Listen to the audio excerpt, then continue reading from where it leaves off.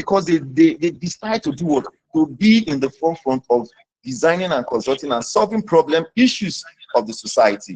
Now, we have the co-brothers doing well, the KMIs doing well, the Julius, the A&B, they are doing well in the consultant industry. They are majorly for designs and consultants. Now, let's look at the second aspect.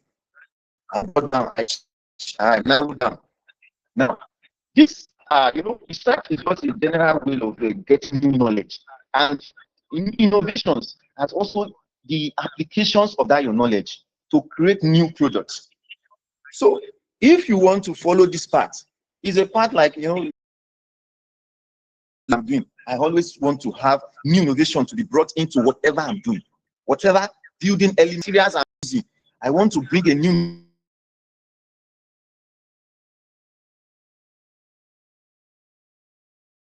innovation.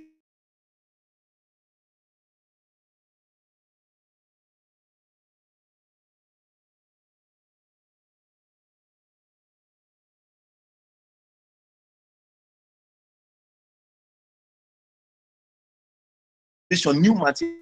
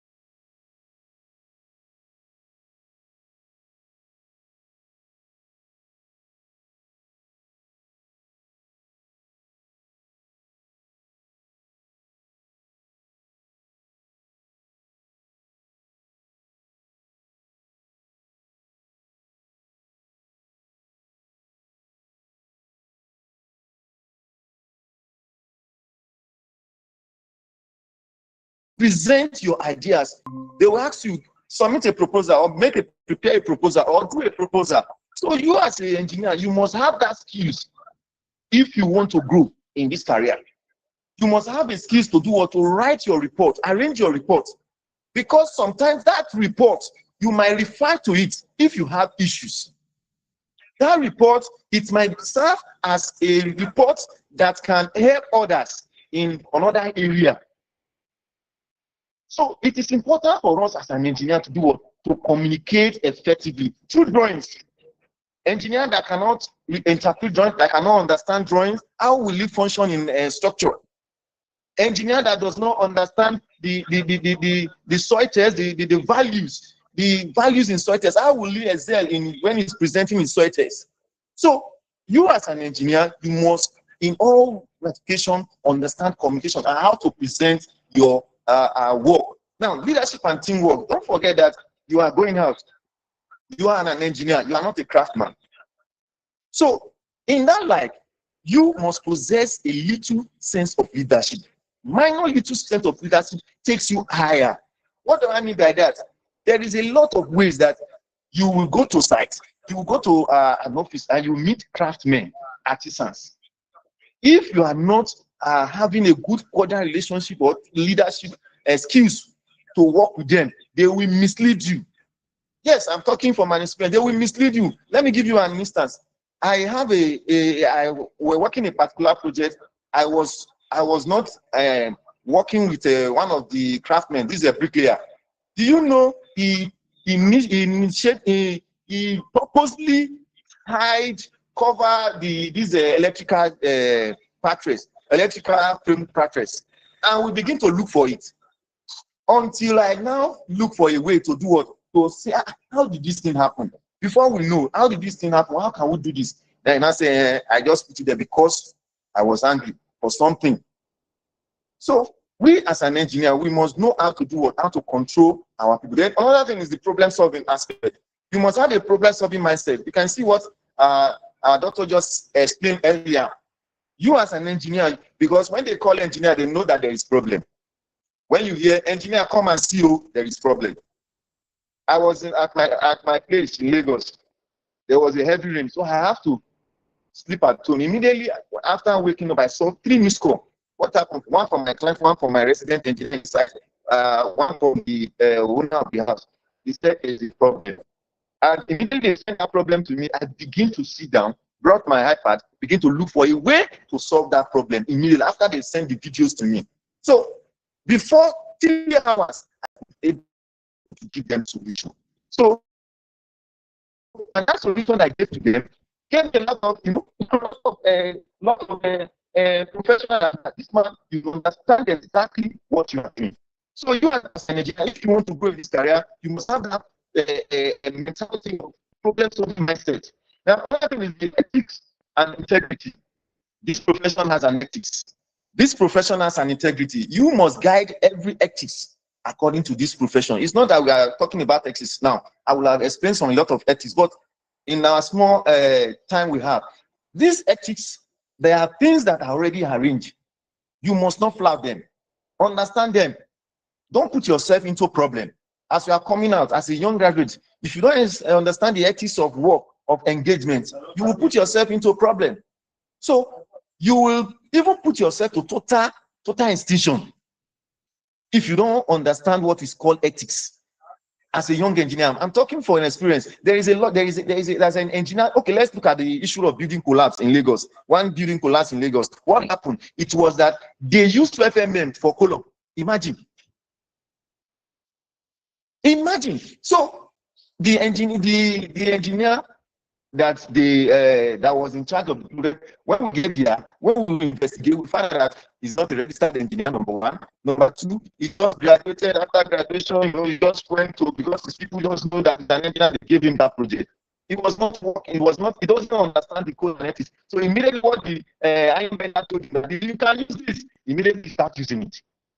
So another thing, and now it's in extinction because we have to get him arrested, because the life of 2 people were injured and 1 person dead. So we have to get him arrested. So you have to save also the ethics and the integrity also. Your integrity matters in this civil engineer. Because when you start your integrity moves, it takes you higher. Because everything is not about money, it's about delivering, achieving. The money will come. So because of our time, let's go. Another aspect of how do I grow my career? Now, certification and professional development. Graduates, membership that you want to obtain to some days now is a very, very important thing for you. You don't know how it's very successful. Because being a graduate member of the NSE or the NICE, Nigerian Institute of Civil Engineers, it has given you a step further than those that did not have the opportunity. Why am I saying so? Is that it gives any area you present yourself. For instance, we find out that, okay, there is a building collapse and the member there is a graduate member. What do we do? We have to, okay, what happened? We will start from there. What happened? Then we interview him. We call him as a member. We bring him together because he's just an ordinary graduate member. He doesn't understand. Then we'll put him through. Then we'll look for a way as a professional to help him out. Now, let's look at the professional licensing. At this stage, as you are planning to grow as an engineer, start pursuing your professional license. What do I mean by that? Keeping your records, your technical reports.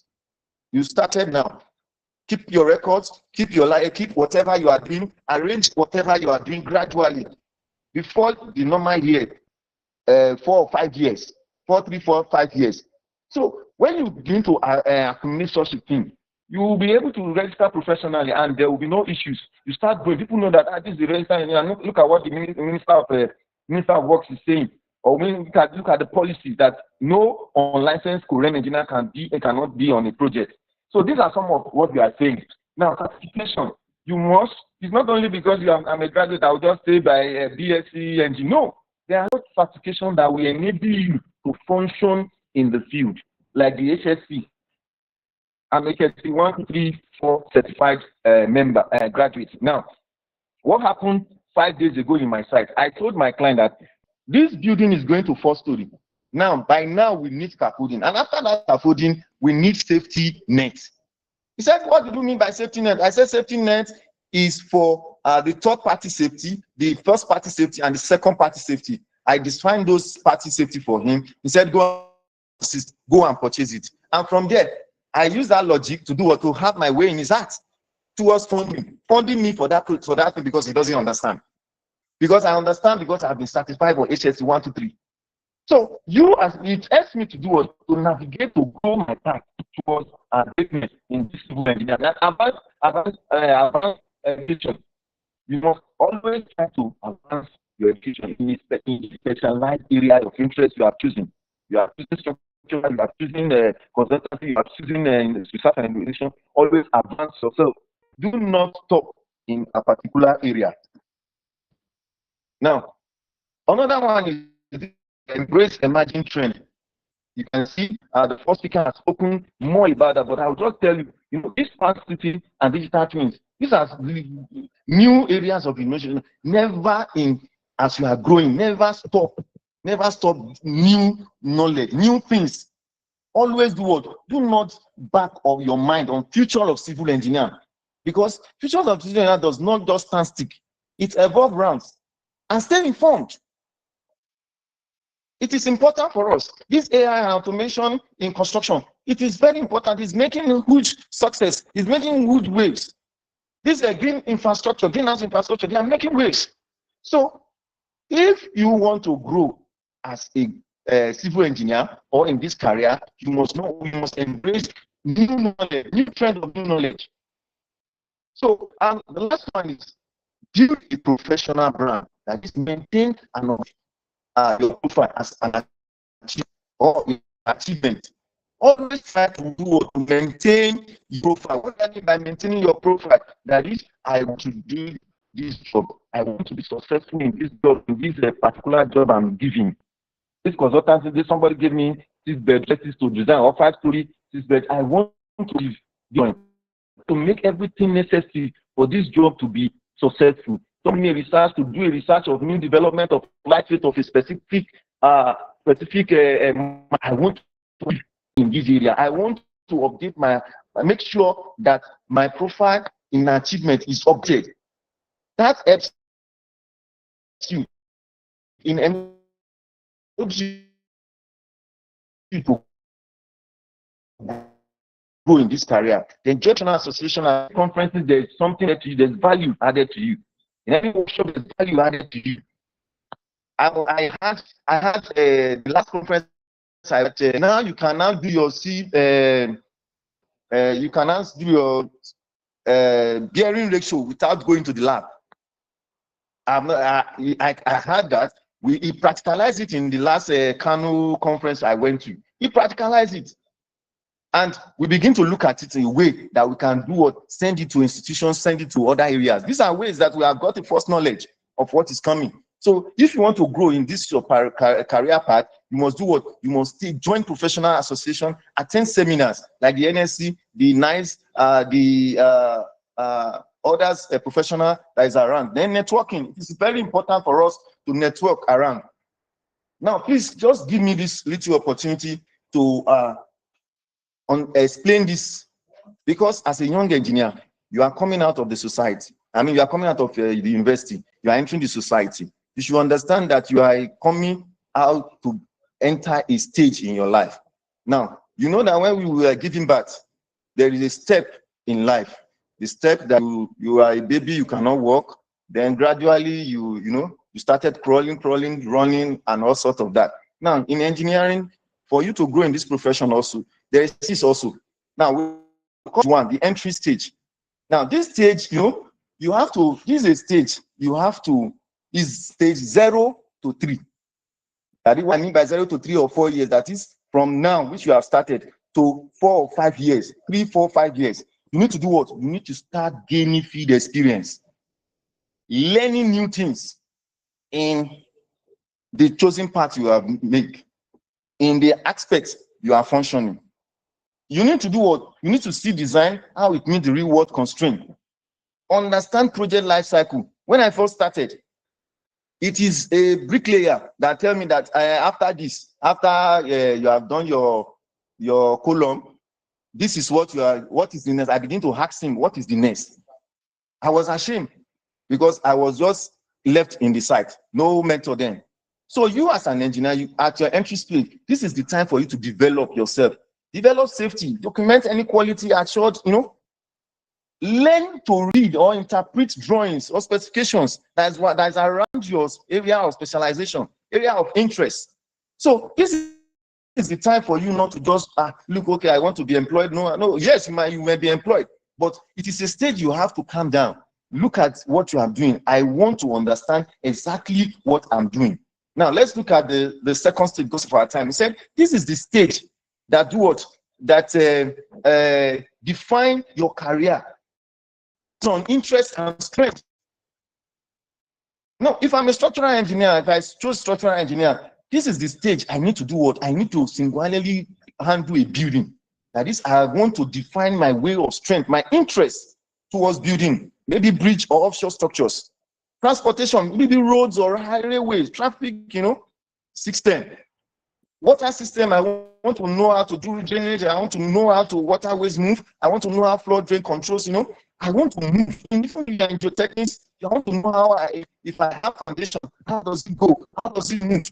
How does that, if I have there is a job we did that we have 3 foundation in Akure. You don't believe it, that we have 3 foundations.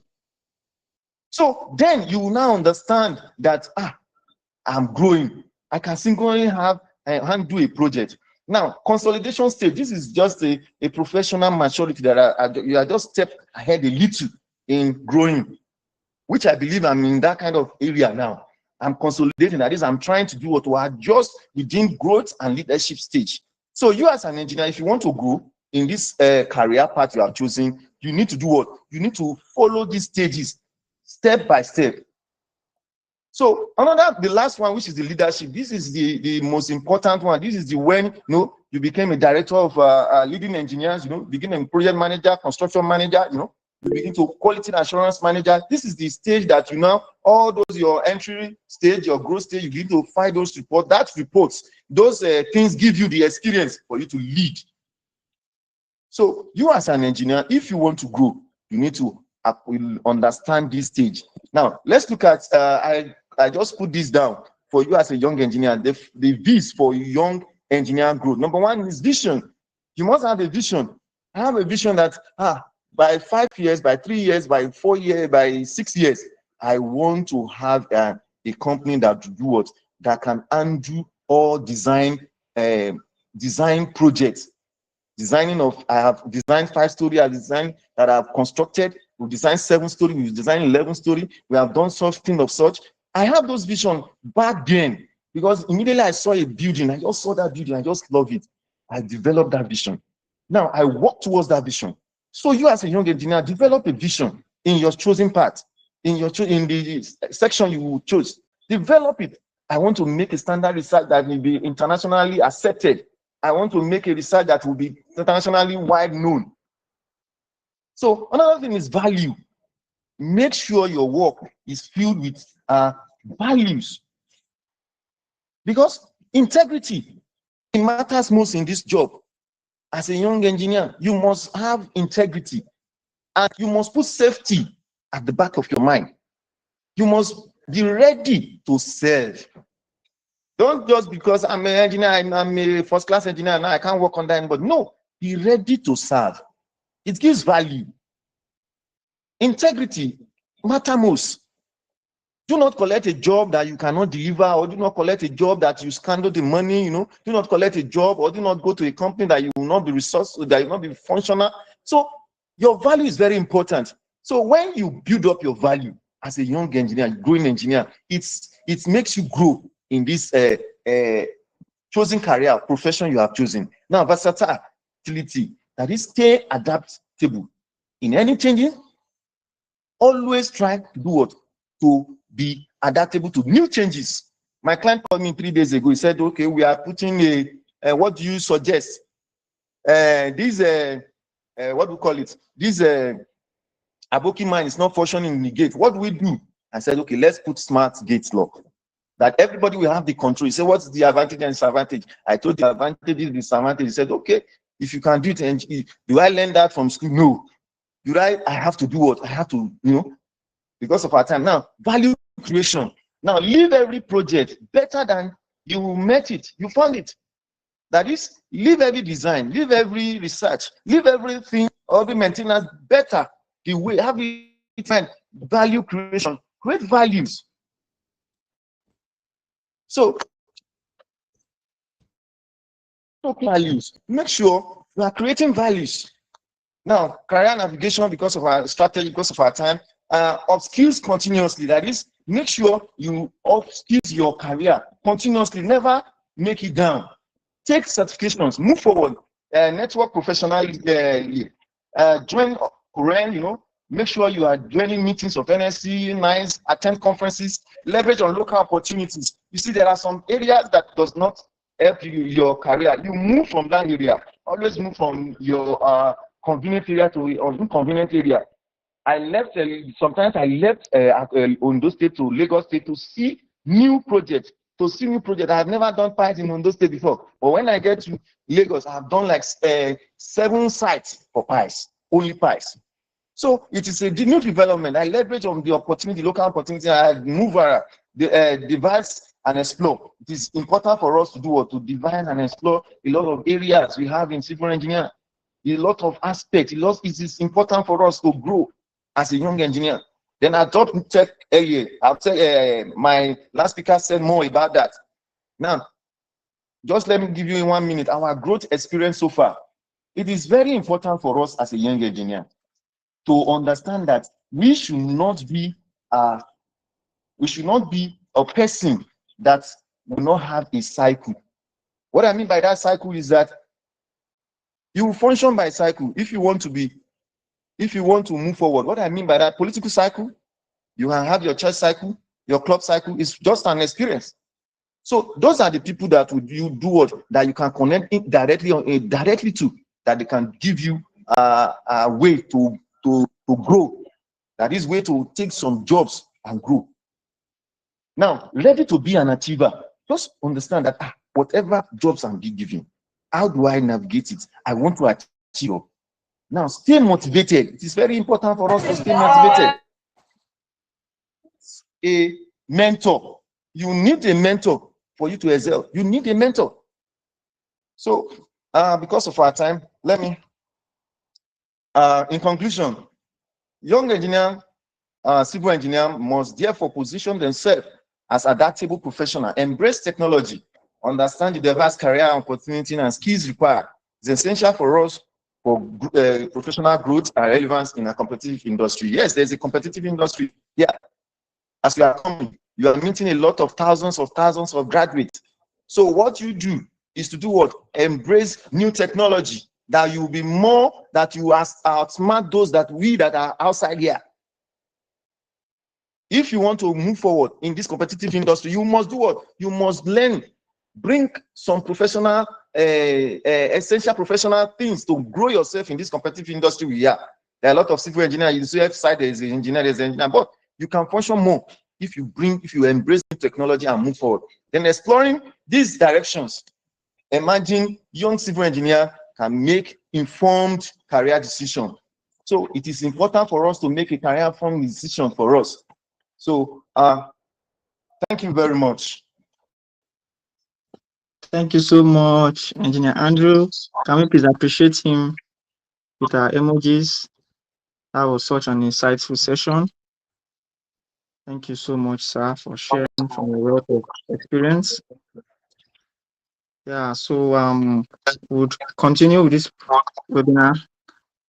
Thank you to all those that are joining us. You're welcome, you're welcome, you're welcome. It has been a wonderful and insightful webinar so far. So let me just put this out to everyone. Perhaps you have questions that concerning any parts of the session that you have heard of, and if you have any questions, please let's do well to put it in the chat box. Or if you can still remember your questions, we will take them at the end of the session. So let's keep being attentive and let us take down notes when necessary. So we'll continue as we invite our next speaker in person of Dr. Mrs. Temitope Ajibade, who is an avid researcher at the Department of Civil and Environmental Engineering at Federal University of Technology, Akure.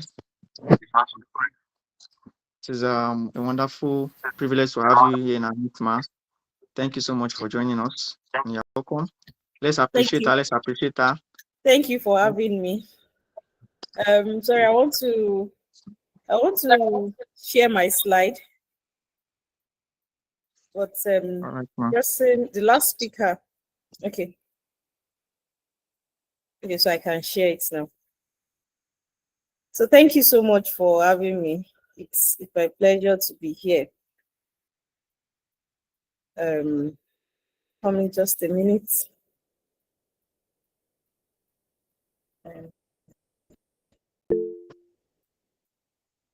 Okay, so can we see my screen?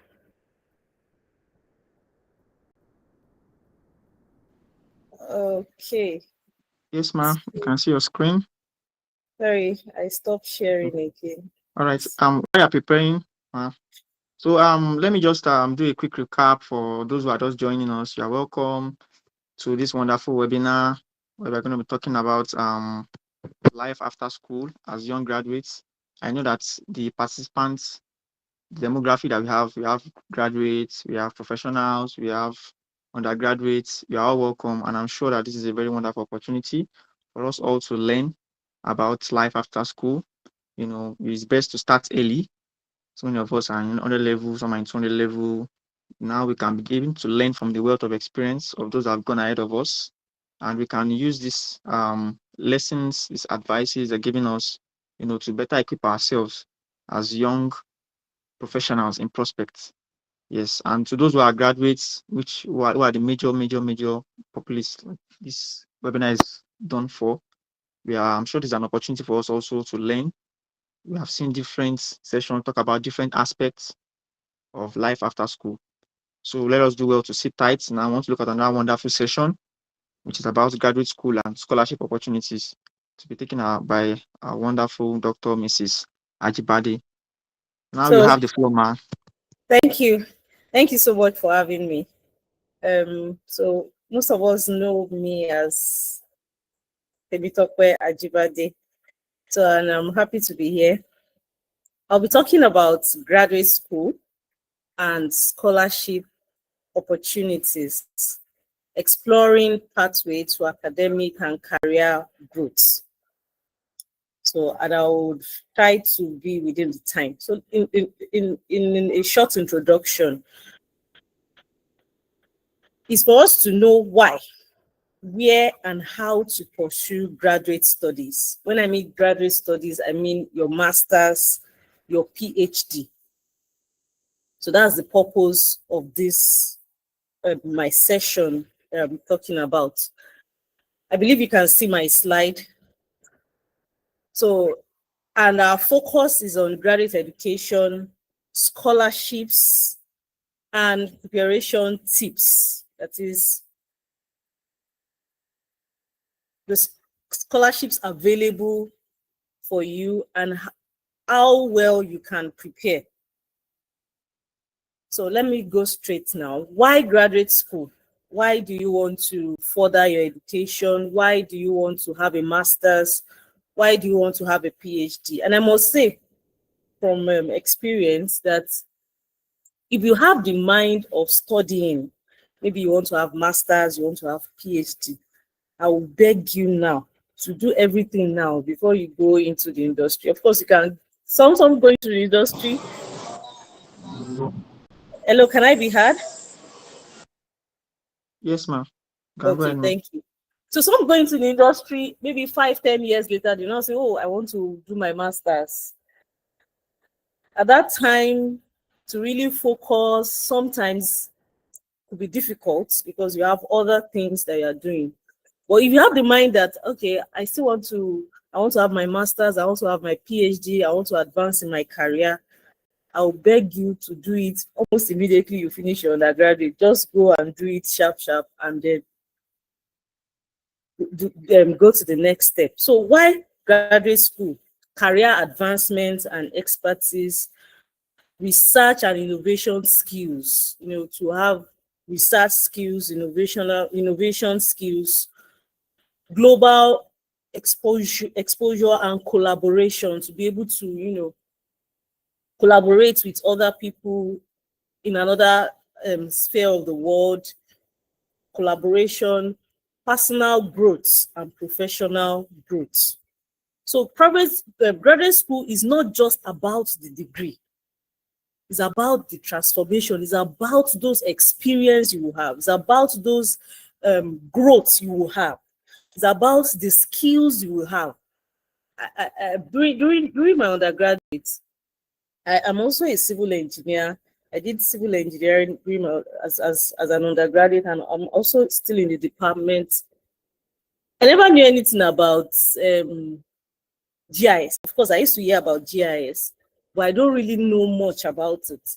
But it was during my master, when I was doing my master's, I did a full course on GIS, and that exposed me to how to use GIS. So it's transformed me, it's increased me, it's increased the skills that I have. I had so many skills during my master's in GIS, in data analysis, in a lot of things. So it's for your professional growth and your personal growth. Now, choosing the right graduate school. This is very, very important. Choosing the right school. Where am I to do this master's that I want to do? This PhD that I want to do? Where am I going to do it? One thing is, when you are choosing your graduate school, make sure that your choice of course align with your career goal. Dr. Motayo said it at the beginning, that you should know your niche. You should know what you want to do. Don't just say, of course, I did civil engineering. I'm a civil engineer. and you know that your niche is structural engineering, and you know, okay, I'm seeing a scholarship in water something, so you now want to apply for it. So make sure that whatever you're applying for align your choice with your career goal, with what you want to do. For me, for example, I had so many options. I was very hopeful that, okay, if it is environmental, I'll key into it. But environmental was a top of it for me, and got so good. My undergraduate project was on environmental engineering, and by the time I was looking for scholarship, the opportunity I had was on environmental engineering. So it's aligned. So align your choice with career goals, and that would inform where you want to do it. Now, check program relevance. How relevant is it to my career? Hope is not just it should just be hanging. I have masters in, maybe I had masters in public health. Relation. So make sure it is the program. Check the program.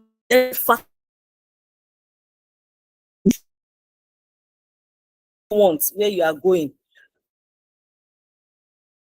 You write a proposal for them, then you work with the proposal, or they want you to come and do. Those are the things that will inform your choice of graduate schools. Also, you should know funding. You should be sure that, is it fully funded, partially funded, or I'm the one that will carry the funding. Those are the things that you should know before choosing graduate school. Because don't just say, someone was gisting me like sometimes last month, said, my sister just got an admission in the UK. Said, okay. And she was happy. I said, fine, that's a perfect one. Admission, she got it. Who is funding it? Or she just applied for the sake of applying? How do you want to get the fund? So you should know, am I going for a scholarship? Can I afford a full? Can I afford a partial scholarship? If I say a partial scholarship, can I afford to balance the rest? Those are the things you will consider before you choose your graduate school. I mean, where you want to do your master's or your PhD. Then you consider the location, culture, and living condition. This is very important, the location. I don't want us to, most of us, our focus is on UK, US, There are many other countries that that has a lot of scholarships that you can go and use those places as your starting point. But even those places, you still consider the location. Can I cope? I had a friend that when she went for her master's, she was always admitted in the hospital. Why? The cold there is just too much for her. She could not just, no matter how she wear all the pullover and everything, she will land in the hospital. So those are the things you will consider: the culture, the language. There are some scholarships, there are some application. You are going to be taught in their language, not in English. So those are the things you will look out for. So the best school you choose is equals to the best fit, not the most famous. I'm going to explain that. The best school you are going to choose, or where you want to, is the best, what fits what you want to do, not the most famous. Not because everybody is going to Cambridge, I want to go to Cambridge. Not because everybody is going to Oxford, I want to go to Oxford. I'll give an example now. When I was applying for my master's, my main focus was, I want something environmental related. I would have said, okay, there is a scholarship in Oxford, but is it what I actually wanted? Is it under a course? The school that gave me this thing, they had the course I want to do, or something relating to what I want to do. So these points should inform your choices. So let's see some international scholarships of scholarship opportunity. There are a lot, but these are some that is very common. You have the Commonwealth. So under Commonwealth, you have many Commonwealth, you have distant learning Commonwealth, you have Commonwealth shared, you have the main Commonwealth, you have there is another one, you start here, you go and finish it there. I've forgotten the name. But I went through, for my master's, I went through Commonwealth shared. And that was because it is the school there that is going to nominate you for the scholarship, not the Nigerian government. Because the normal Commonwealth is either the Nigerian government nominates you or your university nominates you. And you know, then I had this mentality of Nigerian factor. I will just be on the waiting line. So I just go for the Commonwealth shared. So the other one, Sheffield scholarship, they look at more of experience. Of course, people that are not well experienced also get it, but most people that have seen that got those scholarship, they are people that had experience over years. Then you have scholarship in Germany, you have Fulbright scholarship, you have the CSC scholarship in China. And I don't want us to keep ourselves in a box that it must be US or it must be UK or it must be an European country. There are many countries in Asia that give scholarships. Malaysia is there, they give full scholarship. Hong Kong is there. South Korea, Japan, Taiwan, Thailand. All you need to do is just search for them, that they give full scholarship. And you can use those Asian country as your stepping stone to other countries. I have, during my PhD, I had some friends that they came to China for their masters. And immediately they finished their masters, they just applied to the US. Almost in short, 90% of my math friends that are doing masters went to the US. So they use they are coming to China as a stepping this thing, then before they go. And I knew of someone too that started in Thailand, from Thailand to the UK. So there are many scholarships. All you need to do is just search. So you have MasterCard, you have this Hong Kong PhD fellowship scheme. For those of you that have finished this first class, you can go straight directly to PhD. You don't need to go for masters. If you are here, you finish with a first class, HKPFS is a scholarship for you. So there are some schools in the US too that does that as well. Then you have scholarships in Nigeria. I mean that they are sponsored by Nigeria. You have PTDF, you have the one of NNPC, you have TED Fund, you have state and institutional scholarships. There are so many other foundations as well that give full scholarships. So I'm trying to rush because of our time. Application tips for scholarships. Here I'm going to spend quite some time. So it's always good you prepare early, you start early. And I'll use myself as an example. So during my 500 level, there was a seminar like this. It was the person that gave us the seminar was is a lecturer in FUTA too, Dr. Macaulay, Babajide Macaulay. So he just finished his master's, and he organized a small seminar for those of us that we attend the same fellowship. We used to attend the same fellowship back then, and I was in part 5. So some of the things he told us then, those are the things I'm going to tell you now.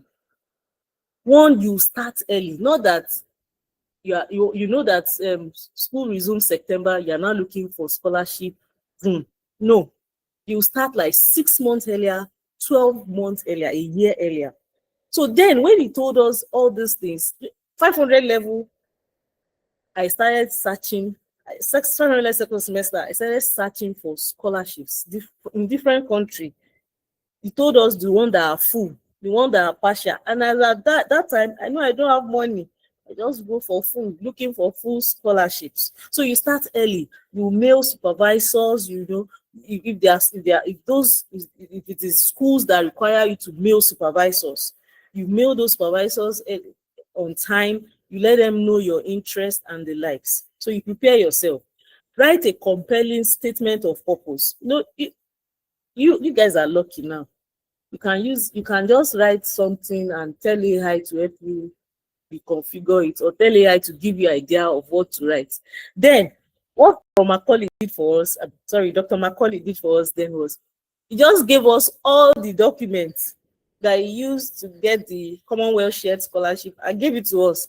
So I sat down with it. I saw how he wrote his own. He explained what it should be in that statement of purpose. It's not that we are suffering in Nigeria and I'm looking for an escape route. No, that's not the kind of thing that is expected to be there. Your goal. Why are you going for the course? What impact will you have when you have learned, after you have obtained the degree?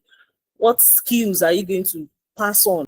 Those are the things that will be in your statement of purpose. You must have that ready. Prepare documents early. Not that you are not applying, you now see a place, upload transcripts, you have not even applied. So what I did then, I'll use myself as example, then was as I'm finishing the clearance that they gave me, that I'm certified like this, that I'm cleared, I applied for my transcripts immediately before I left for service. I applied for a personal transcript that I can use for application. And I don't know if other schools are joining us, so students from other schools. Some schools are very fast. FUTA is fast enough. Some schools are very slow. So that's why you have to apply on time. So you apply for your transcripts. Those are some of the documents you need. Your certificates or statement of results, your passport for international scholarship. Don't wait till you get the admission. You're now going for interview for passport. In short, my second alawida was what I used to go and do passport. That's just get those documents ready. Now, another important document I want to talk about, especially if you finish with a second class. Of course, you can get a scholarship. I have a friend that finished with 2-2. In short, she got environmental engineering, master's in environmental engineering, and she did microbiology or biochemistry. 2-2. So other things that can help you is your experience.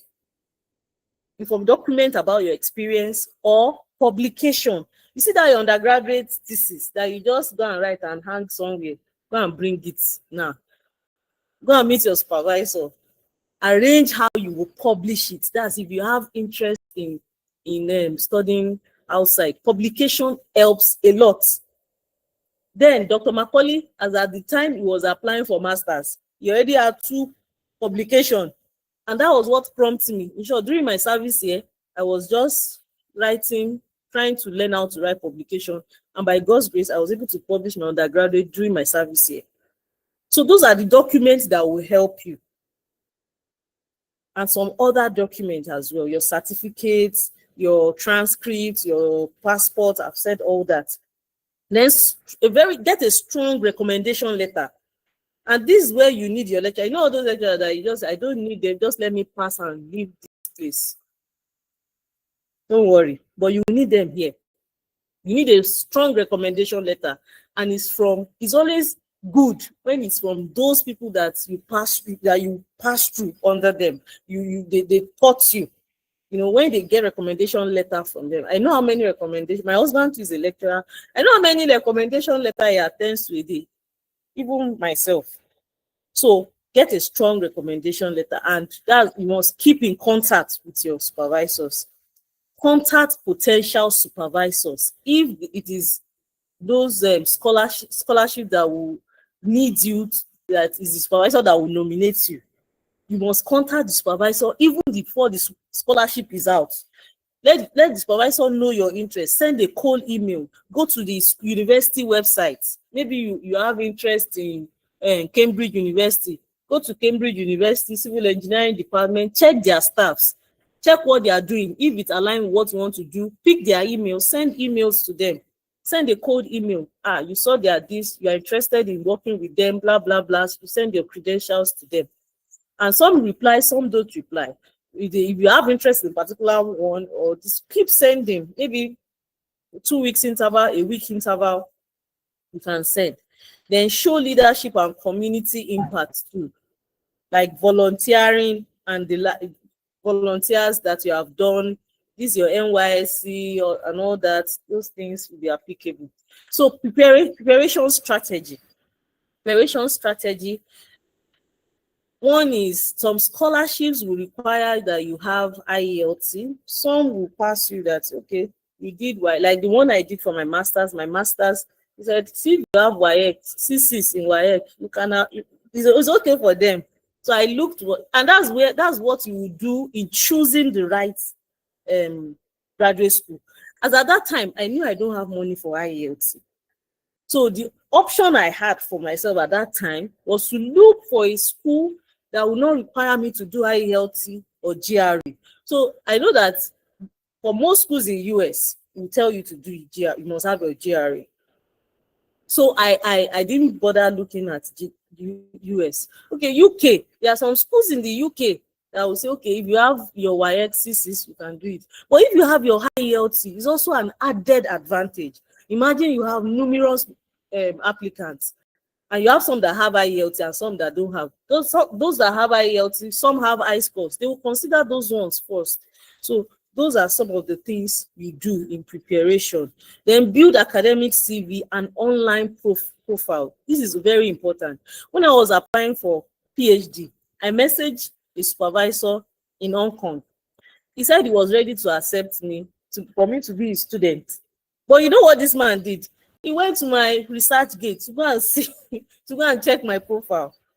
Thank God I had a ResearchGate program, and he followed me there, so I followed back. But of course, I didn't eventually work with him because I got another scholarship in China. So I chose China instead of Hong Kong.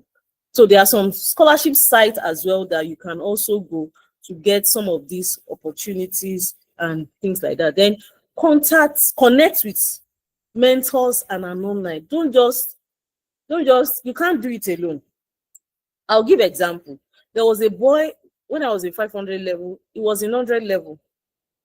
So he was one of my mentee. Yeah, I'll call him mentee.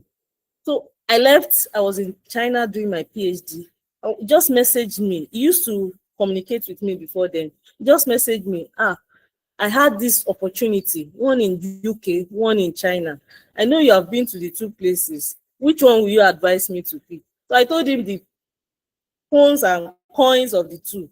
This place you can work, this one you cannot work. This place you can do this one you can do this. And he chose the right one. Why? Because someone has gone ahead of him. And he wanted to come to the other side. I said, this place, this is what you see. So he chose the other one. And is working for him now. So that's why you need to connect with mentors and alumni. So key things in what I have said so far, because I want to stay within that 20 minutes. I say I have 1 minute more. Key takeaways. So graduate school is equals to growth. Why you are doing is not your purpose of graduate going for master. Don't let it be to japa. Change that mentality from your head. Don't let it be that I just want to leave Nigeria and you are using that route that I just want to leave. Let it be for growth. Because if you have a wrong motive, you will not focus. That's just it. I had someone doing masters. We left Nigeria together. We came from Futa together. His own purpose was to japa. My own purpose was to go and study. And because his purpose was to japa, he was failing. Instead of him to pass, intentionally he will not submit assignment. So to extend this, I said, no, that's not what I want for myself. So looking for masters, looking for PhD is for growth, purpose, and opportunities. And I tell you, there are many opportunities. I had a sister friend that went to South Korea. His institute, his supervisor organized a conference for them in the US. And just because of that conference, they gave her 5 years visa for US to enter and come in US, just for a conference of a week. So it gives you opportunity. There are many opportunities that this guy going outside is going to open to you. Preparation matter more than luck. Don't say, because they are looking for female in Nigeria, I'm qualified. No, you must be prepared. Get all those documents ready, get everything ready, be prepared mentally and the likes, and prepare more than it matters more than law. Then scholarship reward readiness. So if you are looking for scholarship, you must show that you are ready. Not that you start today. I'm tired of, there are some scholarship application. It will take you to pause a little, go and think again, come back, come back. So it's rewards readiness. Start preparing early. Commit it to God and believe in yourself that you can do it. You can do it. You can get it. Let me share this with you. Do you know that during my masters, the school was just to pick one person. The school I applied to was just to pick one. They did not have they did not have the room to pick more. But I applied there that if it's just one person they will pick, it will be me. So and God did it. So believe that you can get it. Prepare early. Start preparing. If you are looking at next year, start preparing now. Messaging supervisors, looking at the schools, in short, you can even read what the person you intend to work with, what they are working on. Write your proposal in line with what they are working on. If it's, there are different type of masters. You have thoughts, you have research-based masters. If it's a research-based masters, read on what they are doing to write your proposal in line with that. And that will also help you. Don't write proposal outside what the supervisor is doing, because he won't be able to supervise you. So you write in line with what they are doing. I don't know if I'm to, okay, I think my time is up now. So scholarship conclusions, scholarship does not go to the best students. They go to the best prepared students. So you must be prepared. You must be prepared. And sometimes you get it. Sometimes you are at the edge of getting it. Sometimes you don't get it. You still try again, if that is what you want. I'll give example of my husband. When he wanted to do he loved to do his PhD outside. Though he has started his PhD here in Nigeria, but starting in Nigeria did not stop him from applying, because he said he just wanted that outside international experience, and he kept applying. He kept applying until that year that he got it. So thank you for listening. I believe you are blessed with this, my one or two exposition. If you have any question, those of us that know you know how to reach me. So over to you, our Mr. Hancock. Over to you. Thank you so much, Dr. Mrs. Ajibade. Thank you for such a wonderful session on graduate school and opportunities. Can we all appreciate our wonderful guest speaker for enlightening us on graduate school and its opportunities? Thank you so much, ma. In fact, I've really learned a lot concerning graduate school. Yeah, and I picked up some things personally. It tells us that the opportunity to go out of the country is not just the hunger for wanting to leave Nigeria. It's not because we want to japa, but it's an avenue for growth and opportunities. And also, I learned that preparation matters more than luck. Those two lessons really, really resonated with me. Thank you so much. Yeah, thank you everyone for staying up to this moment. Thank you all for sitting tight and continue with us in this webinar. We're wrapping up little by little. Yeah, and don't hesitate to use the chat box. You can introduce yourself there. You can tell us where you're tuning in from. You can say a few things about yourself. It's also an avenue for us to network and know one another. So it has been a wonderful webinar so far. We have learned about the purpose as a civil engineer given by Engineer Dr. Omotayo. We've gone to the industry to also learn from Engineer Afe Andrew, and just concluded the aspects of graduate school and scholarship opportunities by Engineer Dr. Mrs. Ajibade. And the last but not the least, be tuning into our ever vibrant and wonderful young innovative mind is the brain behind Contech Nigeria, which is a rapid growing movement of the technological aspect of the construction industry here in Nigeria. Many of us know him as Kenny Struct, and he has been a wonderful friend. He has been a wonderful mentor and leader, and it's an honor to reach out to him now to come and speak to us. Can we appreciate him? The person of engineer Kehinde I was muted. Ayomade. Thank you very much, so much, John. sir. It's so wonderful Yeah, thank you to very much. join us. Yeah, before you speak, sir, let me just do a short advert for you. So everybody, Contech Nigeria is coming up December 11. Oh. If you have not registered, check on Contech Nigeria on all our social media platforms. Please, let's go and register. Thank you very much, John. I think I'll even drop the link on the chat box before I finish speaking. I'll be dropping 2 links. The link for the Contech event registration and also a link to our platform. I want everyone here to sign up. So I think it's an opportunity for us to get more users. Of course, there are lots of graduates here, I believe. So thank you very much, John, for bringing me on. And I want to sincerely appreciate Dr. Omotayo. I would like to say this. When he sent me the flyer, I was like, God have mercy. Why did he sandwich me in between? I've seen doctor, top engineers. I'm like, God have mercy, small boy like me. They should have just kept me at the back, like somewhere at the last parts of those pictures. Yeah, so I need to grow, please. It's very important. So I really appreciate you, sir, for having me.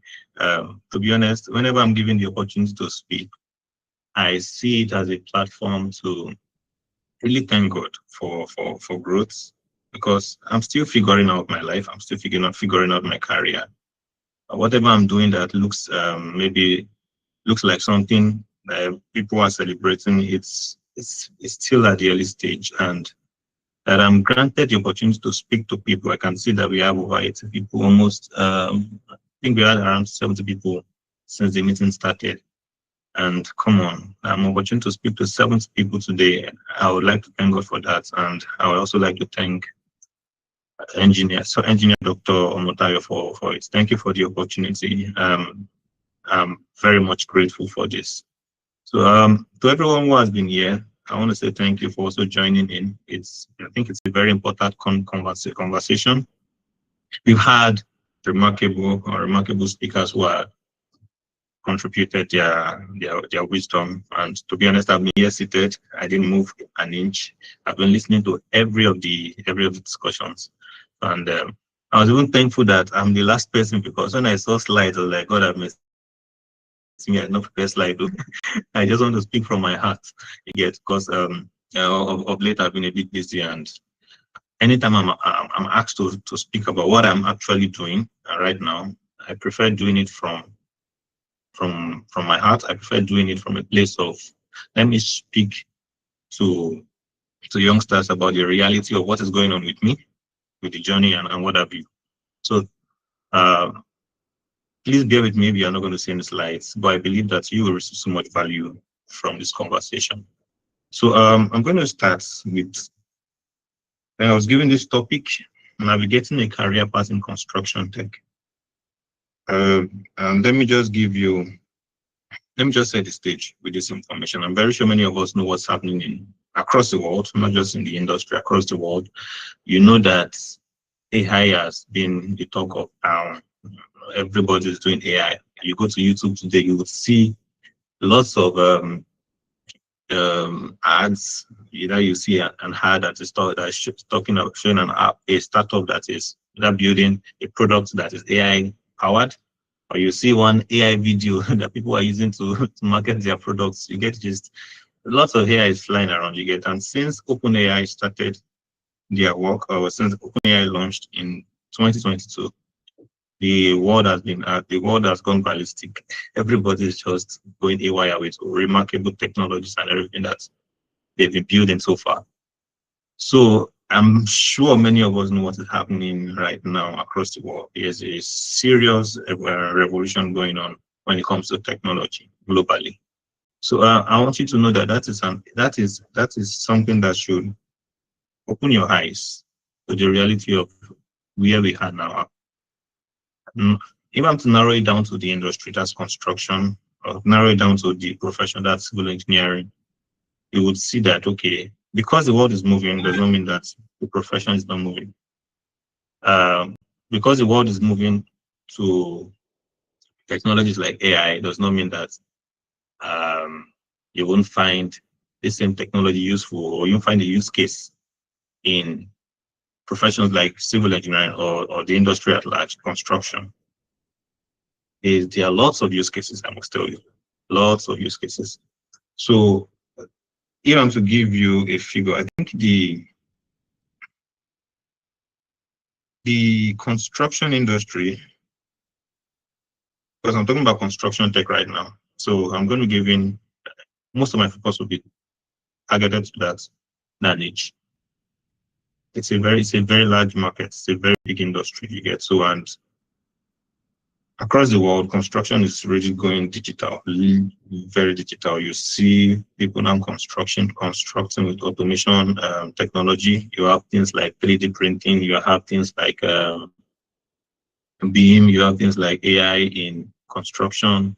Like there are actual implementations of all these technology, digital technologies, in the way we work in construction. But really, if you look at it, this is happening in the West. You won't find that in Africa, except in some countries in Africa that has chosen to be different. Countries like North Africa and then South Africa. When you look at sub-Saharan Africa, it looks like we are just watchers. We just like to look. We just like to observe. You get. So Africa is still very much behind when it comes to implementing digital technology across the world. When you compare our level with the world at large, you know that we are like backbenchers. We like to just take back seats, and that's the reality. And but for some people like myself, I see it as a eureka moment. You get, it's a eureka moment because when I mean eureka, I mean like haha moment, like wow, like just your eyes just open to something. I would rather not see it as a problem, or see it as an opportunity, you get. And that's how I've been seeing it since I started my career in construction tech. That Africa is behind means that Africa has a lot to do. It means that people are not doing what Africa is meant to be doing to compete on the world stage. And because Africa is not doing anything about it, it means that the land is still virgin.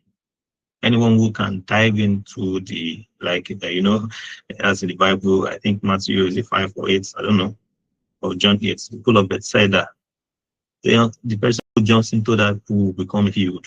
You get. So anyone who can jump into this train, this period where Africa hasn't done anything yet to compete with the world, I think that person is just going to blow up. It has happened all over the world in different industries. Go and check it. Go and check history. Anyone that chose to be the first mover in something, or in a space, in a niche that has potential that nobody has touched, I can tell you that. You can check history. All of them. The likes of Mark Zuckerberg, the likes of, they touched it. They were the first people to touch something that nobody was talking about or doing anything about. So now I'm just trying to say this because it is a very big opportunity for us to keep in mind. Let's keep in mind that reality that construction in Africa is way behind. And it's not a problem, it is an opportunity. It's an opportunity for youngsters like yourself, like myself. It's very young. In my 20s, I always like to say that anytime I'm speaking, so that you don't think I'm one old person. Can say I might have mustache and beards, but really I am very, very young. So it's an opportunity for youngsters like yourself and myself to innovate, to create something, you get, and to start a revolution around this. You get, Africa might be back, but we are the ones to bring us out and help us stand out and also compete globally. So now let me just give you a quick background of my journey. I've been in civil engineering for the past 6 years. I've practiced 6 years. I would say I stopped actual practice sometime last year. So it's like 5 years plus, not exactly 6 years. So I wouldn't look like one old cargo. I'm not that old in the industry, you get. So I'm still very young. So I don't want to, I can't say I compete with anybody when it comes to experience. Or I've had to handle remarkable projects. I've done nothing less than 30 projects in the span of my 5 to 6 years career. And these are not small projects. These are projects that are, if you look at it, like wonder how can a young boy be handling such a project? I designed this project, I supervised them. You get story projects as big as 22-story buildings. As a structural engineer, yes, 21-story buildings in the heart of Lagos Island, Ikoyi, Banana Island, like all of those have touched civil engineering at its peak to an extent. I've seen the industry, I've experienced the industry, I have felt the industry, I've touched it, I've really experienced it. You get. So when you see me doing construction tech now, it's not like as if I was just one guy that was passionate about tech and did not do anything about engineering. I just jumped into it. Nah, I've really handled it. And you'll be wondering what caused that transition. How did that pivot happen? Why did I pivot from actual practice in civil engineering to the tech aspect of construction, you get? So I would like to speak freely, you get, because like I said, I like speaking from my heart. But this is one of the reasons why I'm going to give like 2 or 3 reasons why I pivoted, why I moved out of the industry. First and foremost, there was this internal weakness. I had this feeling like, okay, let me put it this way. I don't think I had any peer, any colleague around me, friend of mine that maybe we had the same level of experience that was as passionate as I was when it comes to civil engineering. I love engineering. I imagine I might be working on a project now and they say, okay, there's another project too. I'm willing to jump at it. I just love to do civil engineering, like structures, design and everything. I was very passionate about it. And it got to a point that it felt like I was getting frustrated. Because one, the industry comes with serious pressure. If you are not strong enough, if you are error in Yoruba, it means that if you are weak, if you are not strong enough. And I think the Bible will say if you fail in or fall in the day of adversity, your strength is weak. If you are a very weak person, you cannot handle the pressure that comes with this industry, because you can have like 5 projects in front of you and you have no idea of when to finish because they might have similar deadlines. Yes, man. I be giving maybe 2 weeks to complete 1-story building and one maybe 15-story building. They design and then in 2 days' time you get another project and the same deadline. And all the project managers on that project will be calling you left, right, center. When are you finishing? When are you finishing? When are you finishing? You need the drawing. You need drawings. If you don't have that strength for the industry, you might run away. You might be running naked outside. So it comes with some crazy kind of pressure you get. So, and I figured out that I was getting frustrated. I was disliking engineering. This was me that was very passionate, and now I'm disliking civil engineering. Why am I disliking it? So now, on the flip side, I had already learned some tech skills. I learned some tech skills. I think at early stage in my career when I was in NYSC, I learned skills like programming skills, like Python, data analytics. You get Dynamo, Grasshopper, all those computational design, visual programming skill sets. I gathered all of those stuff. So, and then I'll have a project by God's grace. I have 2 screens that I work with. On one screen, I have the project I'm working on, possibly a Revit model. I'm trying to finish the drawings on a design project. And after working, I'll just look at, I'll just be feeling depressed. Then, before I knew it, I'll just open my IDE. That's where I write my code. I just open code and I'll start coding. There's deadline, no. a deadline to do what they call it, to finish a project. That finish that project, I'll be like might even be like 2-3 days to the deadline. I open and be writing code. I'll be writing code. I can write that code from morning till night, and then I'll get the call, Kenny, how far? What's progress like? I'll not jump out to the other project. So the project I was working on, that was like 6 p.m. in the night or in the evening. I'm like, I started seeing that pattern that I felt more drawn to this tech part. Writing code, trying to solve problems with. So anything that looks like as if was taking too much of my time, I'm always very quick to look for a way to write a code that helps me automate it. You get? So I discovered that pattern, and then I started losing interest. Please, this is my journey. Please don't go and take it seriously and personal. Everybody's journey is unique. I need to do that disclaimer. I beg. Very important. So I then discovered that the pattern is, I was drawn to this. It was like a struggle. I was really drawn to this. It's against engineering that I'd always loved. And this is like after 4 or 5 years into the industry, you get.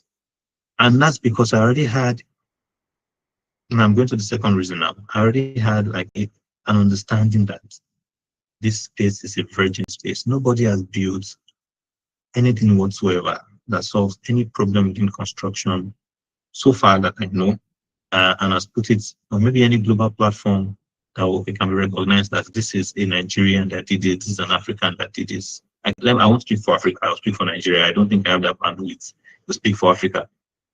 So I discovered that, okay, nobody's doing anything here. All the, for example, plugins, all the software that I see outside there, all the software we use, come on, they are built by the white guys. They are built by guys abroad. It was like a realization. And I kept asking myself, why is it that we don't have anything that we can call our own? It was so frustrating. I don't know what came out of that frustration. I was just frustrated. Why can't we compete with these guys? And because I work with some companies remotely, I work with Canada, I work with companies in Sweden, Bulgaria, USA. I've worked with them as business specialist and also as a programmer. And I see that these guys, they are not as smart as we think they are. You get? So, like, somehow kind of, I was very worried, like, why is it that these guys are way ahead of us and we are here just watching? It was a serious frustration, and I felt, okay, I'm going to do something about it. And I wrote down in my vision book that I'll be the first person. Like, I started with Revit plugin, something that I could easily connect with, because I was working with Revit most of the time for my projects I was designing. And I felt, okay, let me start from where I was. I said I was going to create maybe an add-on to Revit that will help me maybe automate all the things I do in Revit. I said I'm going to make sure I'm going to be the first person in Nigeria to put it on the Autodesk App Store. So the vision I wrote down for myself, and I started working towards that. So all those times that I was working on one project and then I will now switch to writing code is for that vision that I wrote down. You get writing code for those plugins and those add-ons I was creating. And then I figured out I was really drawn to this. So first thing I said, okay, it was an internal witness. Then secondly, I discovered that we are just watchers. We are just looking at what the world is doing now. We are not taking any steps to be part of it. I said I was going to join or do something about it. And the third reason, I'm sorry, I have to say this, I discovered that the engineering business is not really sustainable. I sat down to really analyze, and I saw that for some strange reasons, you can't really market yourself as an engineer, as a construction person. Have you ever gone to any engineering company and you see their banner outside? We are a structural engineering firm. The best you can see is on construction sites where you have that frame, the architect, the civil engineer, the mechanical, electrical engineer, the likes, the contractor. You see it on that. That's the best you can get. But go to any office, construction office, and design office, you hardly see any banner. It's just like one quiet, lonely, silent place. It's like I think it's part of the industry, the profession, that you can't market your work. So you're limited to referrals, or one client just seeing you somewhere or hearing about you somewhere and then approaches you, I want to build. If someone does not refer you for a project, or maybe you don't have a relationship with an existing client that wants to build, or one client does not come and just find you somewhere and then gives you a project, it feels like you're going to go hungry. It's like that. I discovered that that's kind of the reality. I'm just saying this so that I'm trying to explain my perspective on why I made certain decisions and why I was pushed to make certain decisions. So, okay, if this business, I can't say, okay, because I got broke because of this engineering business model. I got broke sometimes. As in, for like 6 months, I might not make any money because all the projects I was doing, either the client has not paid, or there's no new project that has come that will pay, or something just happened. You get it? So I discovered the engineering business is not sustainable. You always have your ups and downs if you don't know how to save money. Whatever money comes from any project, you just have to learn how to be wise on how to spend it. You can maybe even plan 1 year around that money. You get the gist. So I knew that business was not really sustainable, and I felt okay. This is one of the reasons why that validates my pivot. And so I decided that, okay, I was going to move January 1st, 2024. That's when I pivoted. It was like I sat down with myself December 31st, 2023. And I told myself that, okay, this is where I'm going to make the pivot. So now, what are the opportunities? As of now, I have already built, I'm going to round up now because I just got a message. As of now, I have built my startup. For the past 9 months, 10 months, I've been building a product that helps to increase the productivity that architects, engineers, and construction professionals we have when working on their projects. So with what we are building, architects can work faster, engineers can work faster, and deliver projects faster. So we build add-ons for Revit that helps to automate their work. We build add-ons for that's for architects, for engineers, and the like. So we're also building standalone applications that solves like a specific problem, maybe on construction sites and the like. So this is what we are doing, and this is what we've built. We have gotten to the first stage of our platform. And why I'm saying this is because many of us will be wondering, okay, what has the journey been like? Transitioning from engineering and then going to construction tech. It is not a sweet journey. I must tell you the truth, because you don't have track records of anyone who has done something like that in the industry that you can learn from. So it's like you are just going in blind. And that's what we've been doing. We are going in blind. We've not gotten so well, but we've gotten remarkable traction in the past 2 weeks. We launched about 2 weeks ago. And since then, we've had over 300 users on our platform. We made almost 25 sales in just 1 day. Of our products in just not 1 day, 1 week. So it's not an interesting journey, but it's a journey that requires you to stick to it. It requires you to stay and believe that, okay, there's an opportunity here, and I'm going to create something to solve problems within this space. I think I'm just going to round up with this.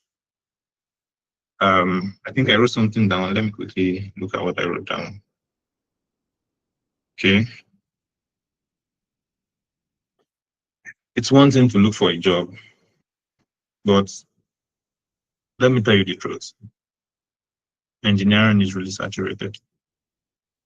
There are lots of companies that are competing for very few projects. You get lots of engineers competing for lots of jobs. Very few jobs, I mean. But what is still very scanty is the problems that nobody is solving within construction, within engineering. And if you choose to solve that problem, You can join some of us, like myself, who are still trying to figure it out, to create a name for us in Nigeria. Can join us to help the, how do I put it now? To change the mentality of Nigerians and Africans that yeah, we should not really be sitting down and watching. Every tool that you use was built by a foreigner. I think that should be enough reason why you should stand up and say, I want to compete, I want to create. So I would advise, my last advice or my final advice is this. Please think about problem solving. The more you think about problem solving, the less competition you have out there for yourself. When you go out there, you'll see less competition because you are thinking about solving problems, while others are thinking about looking for a job. And if you have built yourself to the point where you can actually now solve problems with some remarkable skill sets that you've acquired, I can tell you that the sky is your limit. Sorry, no limit, your starting point. But beyond that, in problem for the nation. Think about national development. Think about, I want to make the globe my market. That's what I'm doing. I can tell you that that's already happening. All the people that has purchased from us, 50% of them across the world. Kenya, South Africa, Seychelles, Europe, and then Europe, I'm talking about France, that one in Spain. And it is remarkable to see that, yes, we have the wisdom, we have the ability to create something, and the world can also use it. So I'm charging you today, if you see yourself as someone who wants to drive change in this space, the space is still very, very much virgin. The market is big for you to succeed. Please jump in. And if you need any support, encouragement, whatsoever, I'm very humble enough. I'm here. You can always reach out to me on LinkedIn, WhatsApp, wherever, whatsoever. You get the gist. So, and also because I mentioned I was going to drop 2 links, I want to drop those 2 links, and I want you to please sign up on our platform. Everyone, it's an encouragement that you're going to give to me, to my team. We've been building for 9 months, and with the resources that we have been able to push this far. So you signing up and you trying out our products really encourage us to keep pushing. Yeah, so it also help us create more jobs out there for contact youngsters who want to also join in and maybe join us to create something that solves problems for the industry. So thank you very much. I wish and hope that I was able to add value to these conversations so far. I think I'm going to draw the curtain here. Thank you very much, everyone. Thank you so much, Engineer Kendi. Can we really appreciate him? It is of our emoji. I'm sure we all enjoyed your session. Thank you so much, sir, for sharing from the depth of your heart. Yes, we really, really enjoyed all that you have said, and we are very, very grateful for gracing Thank this you very much. for sharing encouraging words and advice. I'm sure we all had a lot, that we're able to pick from his session. I personally have my own, and a lot of things he said really, really, really, I saw myself in a lot of positions that he mentioned. So I'm sure we all will be preparing, especially for those who have interest, who have soft skills, who are looking to go into the tech space, and having to be a bridge between construction and tech. So because of our time, we'll be trying to move as fast as possible. And now I want to move into the question and answer session. I know that a lot of us have questions. So please, let's do well to keep our questions ready. So first off, I want to know if Dr. Mrs. Ajibade is still here with us. If you can hear me, ma.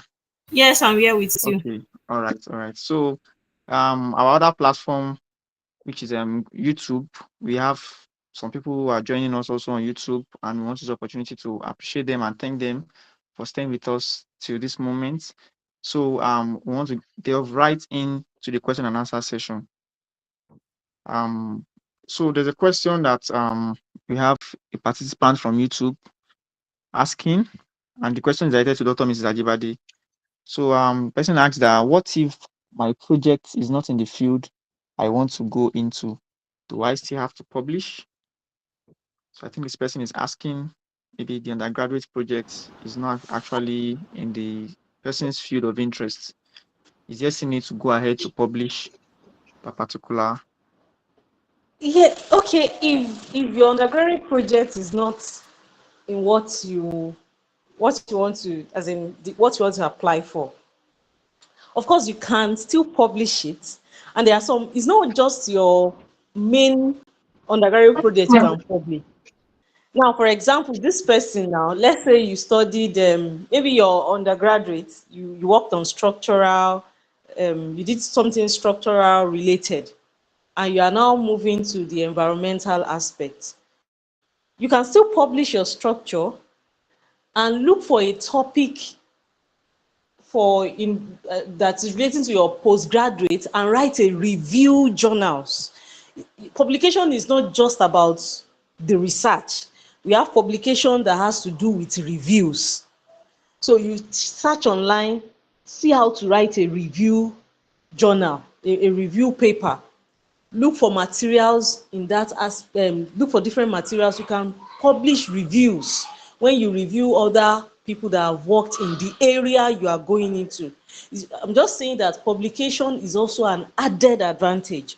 So you can publish something you finish from, if you publish something you finish what you worked with during your undergraduate, is also an added, is also a plus. The supervisor will see that since you are versatile, then you are now publishing maybe a review publication based on the area that is relating to what you want to go and do, outside. It's also an added advantage.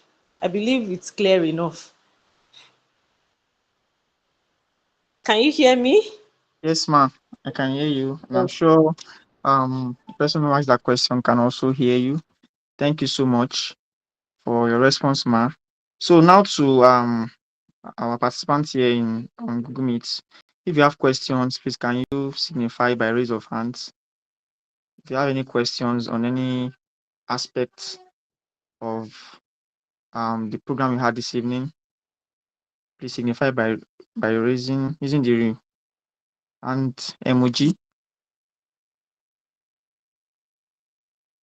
Please we only count those who have used that emoji. Okay, I can only see one hand up.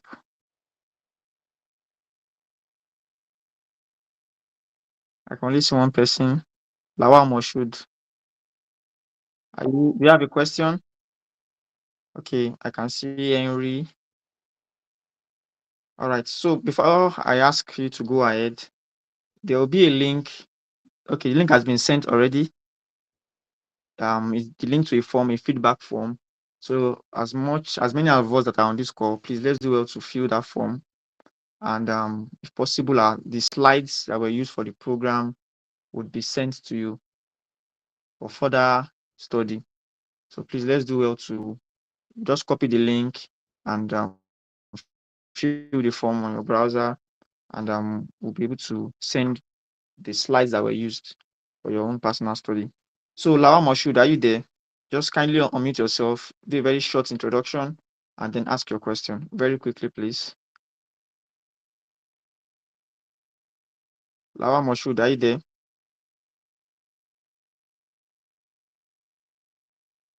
Okay, let's move to the next person. Henry Lekura, you can unmute yourself, introduce yourself very briefly, and ask your question. All right, sir. Thank you for the opportunity for me to ask my question. My name is Ilekura Henry. I'm from the Department of Civil Engineering in the Federal University of Technology, Akure Futa. And I wanted to ask Mr. Kennedy, he talked about adding programming skills to um, our civil engineering profession. So I wanted to ask that he talked about Python and stuff, but I'm not based into Python, but I'm still web development and stuff. Can I also use that to further my civil engineering skills. Okay, thank you for your question. Engineer Kende. All I right, don't know if you got I this have to question. turn on my camera so that you can see me while I'm talking. I think it's important. You can see my expression when I'm actually talking. So yeah, Python, can you use it to further your engineering career or profession?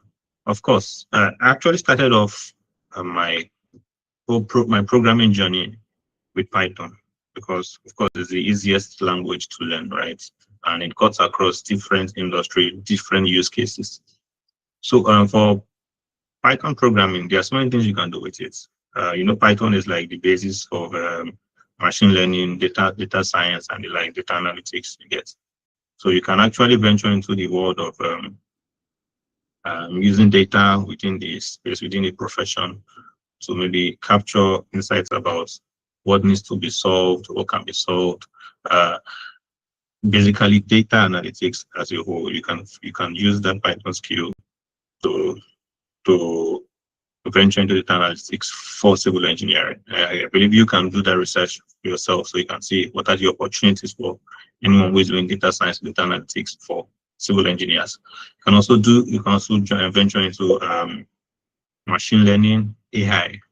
The base of all these things are people use Python most of the time for this kind of skill sets. You get machine learning and AI.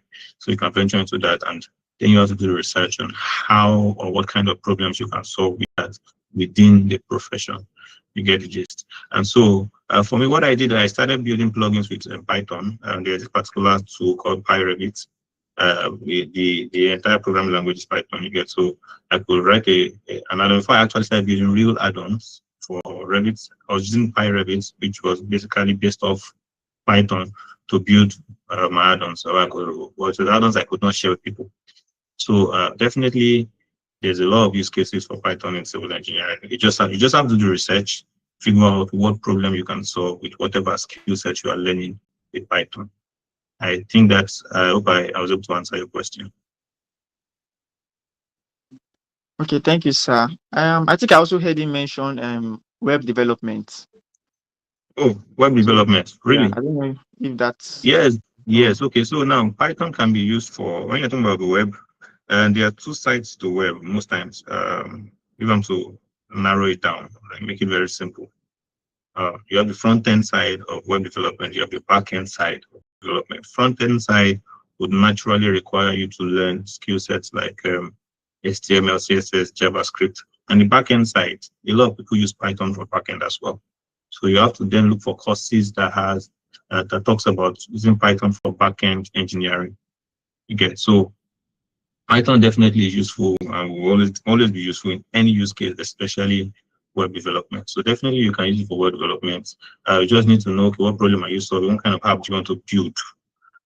What problem is that app going to be solving for profession or whatever problem it is within construction, wherever you want to find, where you find yourself practicing. So the idea is not just a programming language. The idea is actually problem solving. You're not just learning a skill set just to know how to code. No. At best, you can just be someone who would maybe work in a tech firm. But if you want to solve real problems in a virgin space like engineering and construction, your focus should be about how I can unpick problems that are existing within the industry, and then use my skill sets, learn how to use my skill set to solve those problems. So I think that's what I'm going to say about that one.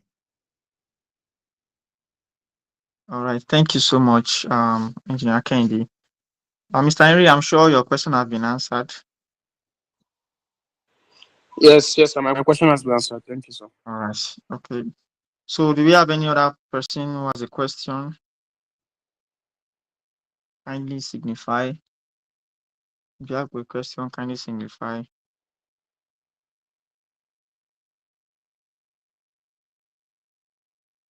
Future engineers, no question. Okay. Oh, Mr. Henry, do you have a question?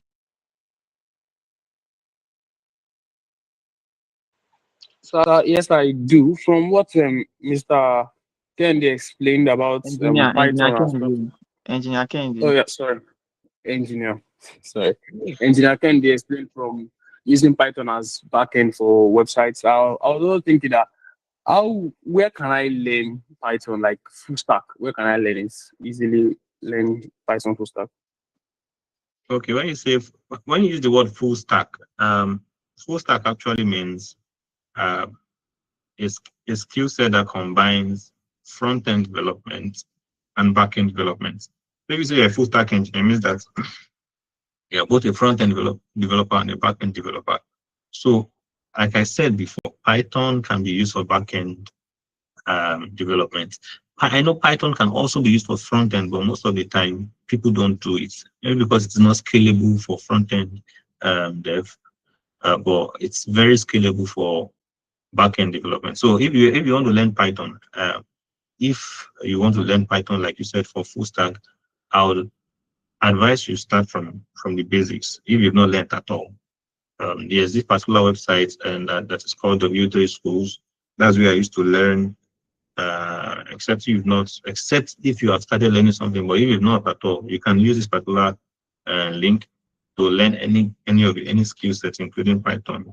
It gives you that basic understanding of the syntax of that language, how to maybe certain use cases, you will see some examples on how to use it. So then if you now want to go into now backend development, I would suggest that you go into backend development with Python. If you want to do front end, you can use maybe JavaScript, HTML. You have to learn those ones because that's like industry standard, that's like international standards for building scalable web platforms. Front end, from when you're looking at it from the front end side of things, HTML, CSS, and JavaScript. So you might have to learn those ones. But for the backend side, you have to learn. You can just search anywhere you can search Udemy, you can search LinkedIn Learning. LinkedIn Learning is a platform you can learn any skill sets as well. You can check Pluralsight. You get these are platforms you can learn. Just type in Python for backend engineering, Python for backend development. So if you now want to be full stack, then you have to then combine this Python for backend development and then the skill sets in HTML, CSS, and JavaScript for front end. So then learning all of these things makes you a full stack developer. Yeah, I also posted a link also on the chat for those who are FUTA students. Okay, yeah, DataCamp, that's true. Data analysis, data science. That link, follow it. You have certifications there, free. You can learn and get your certificates. Thank you very much, sir. Also, DataCamp is very important. It's a very useful platform. Thank you very much, Doctor.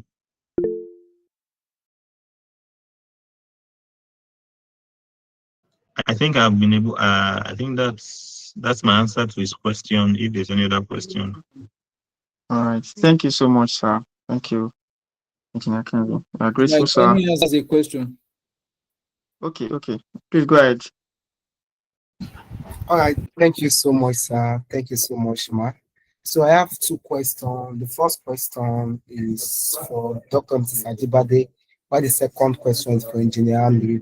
So the first question is, what level would you advise us to start preparing for graduate school? Because I believe some people are in 300 level, 400 level, 200 level. Like, what level do you think we can start preparing for it? And for Engineer Andrew, for those going for their SWE2 or IT, would you advise them to go to the construction industry or go to the consultancy industry? Based on your experience, how can you advise us, sir? Thank you, sir. Okay.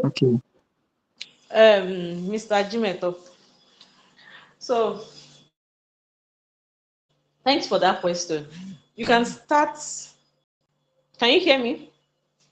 Preparation Yes, can ma'am. start when you're at 500 level. At the final labs. Of course, during IT, you can still look out for in your 400 level. You can still be looking out for. But the main preparation, it starts in your 500 level. I guess that answers that. But you of course, it's good to nurture idea nurture what you want, right from your 200 your 300. Your 400, you can start watching out, searching for scholarship, maybe especially during IT, that you are always in the this thing, that you have a lot of free time sometimes. You can be searching for your 500 level, you take action. So 500 level is very, very, I would say, is the level that you can, you should take action about it. Thank you. Okay, this engineer Andrew. Let me answer your question. You said, what do you advise if, as a young engineer, either to move with consultancy or construction? Well, if you see my explanation earlier on, I said I was trying to just explain to you that these are the areas you can find a career path also. And number one thing is that all these civil engineers, they comes with designs. Number one areas is to understand the integrity of what you want to put down. So it is important for us. I will advise, if you are opportune, to first and foremost see a design and consultancy firm to do your internship or to serve. You can do that. If you are opportune also to see a construction firm to do your internship or to further, you can also do that. But anyone that is available, they are all working in the good of achieving progress in the profession, and you also being empowered for professional sustainability and development. Thank you. Thank you, sir. Thank you, Dr. Mrs. Ajibade. Thank you, Engineer Andrew. Sakeni, Tomato, I'm sure your question has been answered. Yes, sir. Thank you, sir. Thank you, man. Okay. All right. So because of our time, we'll just accommodate one last question. And I can see, okay, we have another question. Okay, we'll just accommodate two questions. One from Mr. Victor, who already has his hand raised. And I think we have a question in the chat box. So, Mr. Victor, you can go ahead with your question. Unmute yourself, give us a brief introduction of who you are, and then ask your question.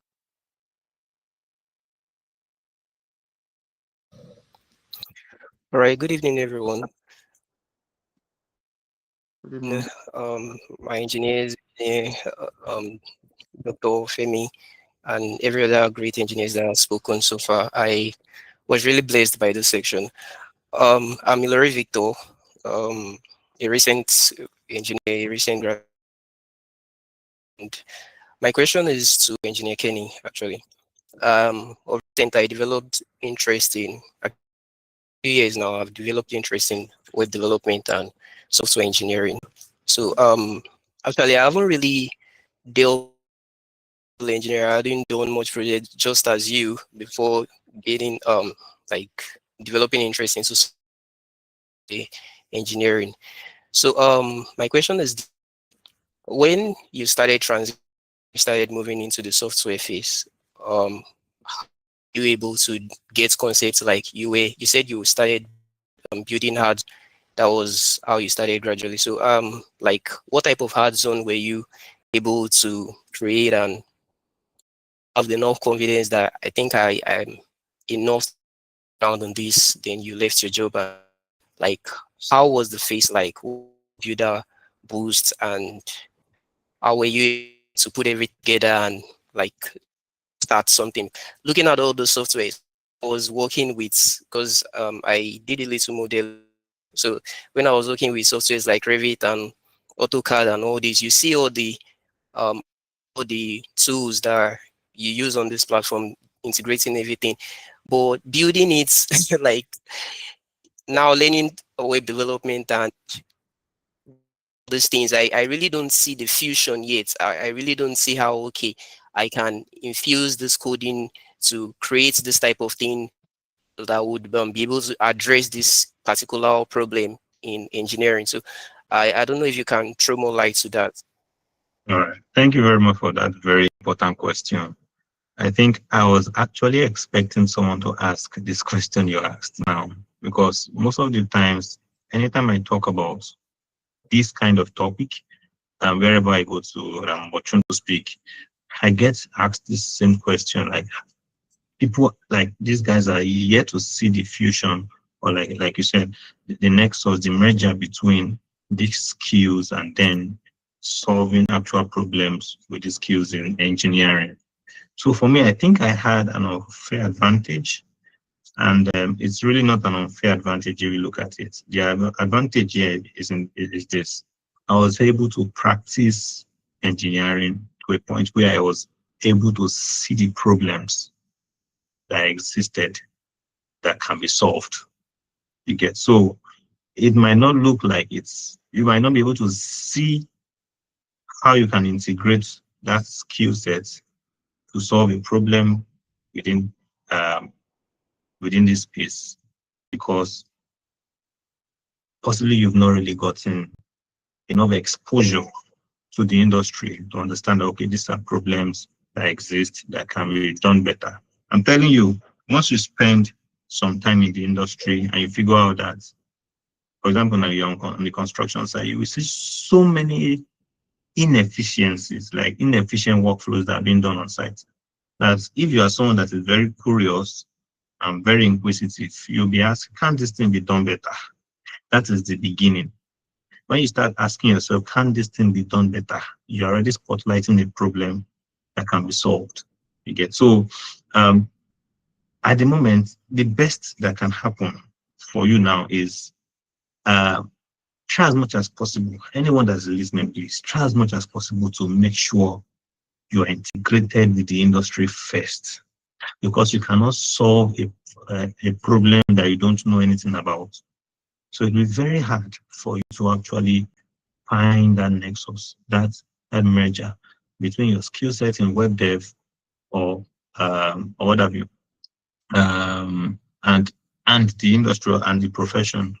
It's very hard for you to find that merger, because you don't have first-hand experience of that problem. The best you can do is to go online and research what are the problems in engineering, but you really don't know how people feel when they experience that problem, because you've not really tasted it, you've not felt it. If you're on a construction site and you see how painful it is to repeat what they call it, site reports on a daily basis. You have to give site report on a daily basis, and you are the one that was tasked to do it. You'll be frustrated and you say, can't this thing be done better? So that way you say, okay, I'm seeing a problem. If I can create something I can use to integrate, I can integrate AI into that, maybe a platform, web platform, that can help me to automate the creation of site reports. I don't have to do it manually again on a daily basis. That is you identifying a problem and solving it with your skill sets. But to be honest, if you don't have a taste of the industry, it will be very hard. I hope that answers your question. Yeah, it does. Thank you. All right. So we have one last question in the chat box, which is from Onyinye Usi. I'm sorry, Mr. Richard Adetayo, we might not be able to take your question because of time, but please do well to reach out to, if you are a FUTA student, please do well to reach out to our lecturers, person of Dr. Femi or Dr. Mrs. Ajibade. I'm sure they'll be more than ready to answer your question. So Mr. Onye's question is directed to Engineer Molafe. So I hope he's here listening. So it says, good evening, distinguished speakers and hosts. Okay. The person is asking, what are those factors to consider in determining which career paths is our best option, considering our personal wants and the current situation of civil engineering environments on the outside, which will soon be exposed?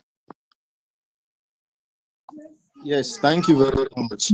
Look at the 4 B's I discussed earlier. Number one of the factors is your vision. My vision. You can hear from Engineer Kendi. He has a vision of developing something that will do what? That will cut across the civil engineering world in a very innovative and technical form. That's the vision. Now, you have a vision that, okay, I want to be a consultant. And what are those things that would bring me? Those are my visions. I want to be a construction project engineer. Those are my vision. I want to, by like 10 years now, I want to be having ice cream. I want to do blue rail. I want to construct red rail. That's what I mean. I want to do all the, these are the visions you must have. Number one thing is that your vision. It's important for you as a person in the world, in this profession, a vision. You must have values. Those are the factors. According to what your question, you said, according to the as you're coming outside, you must have values. You must have integrity. You must have safety in your values. So these are some of the factors you are going to consider when coming outside, coming to the outside world. And the thing is, you must be versatile. You must not just stay stagnant in one place. Look at what Engineer Kendi is saying now. He went to the side, he saw that this one is not working. Then he has to, he has to diversify. You have to look for something that will work for you. Then you have to have a value creation. You have to create values. These are the things that could help you. Even in the construction site, if for instance, you are putting 1:2, 2:3 for your mixture. Now you have to look at it very well. Does it function? What are the values? What is the restrictions there? Does it work according to it? Even if you are doing the research, if you are working in research, does my research have value? Look at somebody that all these things, they work hand in hand. Now, the Nigerian Society of Engineers just had an MOU of $17.5 billion just software developed, not in a construction site, and it was distributed to all 7 universities in Nigeria. So it is not only because I want to go to Los Angeles or I want to work with Echo and Brothers. No, it is you understanding the prospect that I want to excel. I have this vision to become an outstanding engineer, to become an engineer that will recognize in terms of value, in terms of giving to the society. Now, let me tell you, the more you solve problems, the more you solve the problem in the society, the higher your worth, the higher your value. The problem of engineering is enormous. So the more you are settled down to solve a problem, you know that okay, this is a particular problem. Look at the one Engineer Kendi is solving right now. I have been keen into it. Even immediately, I've been trying to register so that I'm coming to the conference. So these are some of the things we are saying. So you as a young engineer, you must have that vision in your mind that this is what I want to become. And this is the way I want to develop in the career. Thank you very much. Thank you so much, Engineer Andrews. We are so grateful for that response. And I'm sure the person who has the question is contented with the answer. So I was notified to take that is the last question by Mr. Richard Adetayo. So and Dr. Femi would be answering that question, and after he answers it, he will give us the closing address, and then we would end the webinar. So let me just use the opportunity to appreciate everybody for staying up to this very moment. Thank you so much, and I'm sure you have all learned a lot. So Dr. Femi, I believe you are ready for the question. So it says, as an undergraduate, what should one watch when it comes to journal publication? How does one go about the research aspects? The CWES report, turning CWES report in a journal and getting it approved. So Dr. Femi, if you are available. All right. Thank you very much. I'm very grateful. Thank you so much for all the speakers, all the questions that have been raised, all the answers. Can we celebrate our speakers once again? They've done so well in, bringing to us so much knowledge, so much impact, so much insight today. They are so wonderful. I really appreciate each and every one of you.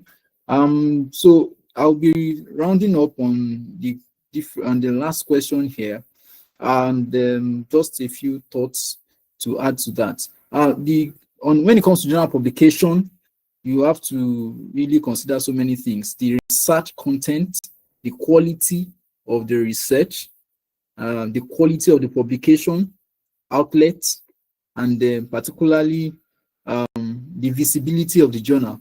So you have to be careful. First, you have to do the research, and the question you have there, even though it looks very short, is very, very elaborate if you are going to deal with it accurately and very detailed, in very strong details. So I will advise that you probably see myself or you see Dr. Mrs. Ajibade sometime later if you are in FUTA, or perhaps you send a mail if you are not in FUTA, and we can discuss on that. So connect with any one of us on LinkedIn, or we can be able to discuss and address some of the questions that I have asked. But research is a very wide aspect on its own, and journal publication in itself is a large course. It's more like writing a book, right? And putting all your thoughts together in a well-structured format. So I'd encourage you to reach out to any one of us, and you'll be able to find some answers to what you have in mind. All right. So on a final note, I'm just going to bring a final thought on what we have shared so far. I want to appreciate all the speakers that have said one thing or the other. What the speakers have said, I hope you took so many notes. So much impact has been brought to us, each and every one of us. So I really encourage that you engage that opportunity.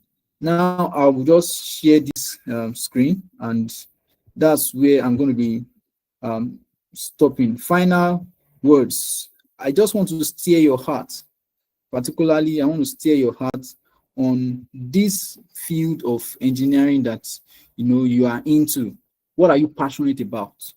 What exactly? You have heard so many things today. You have heard people who are building solutions, people who are thinking about things beyond the box. But it depends on the passion. What are you passionate about?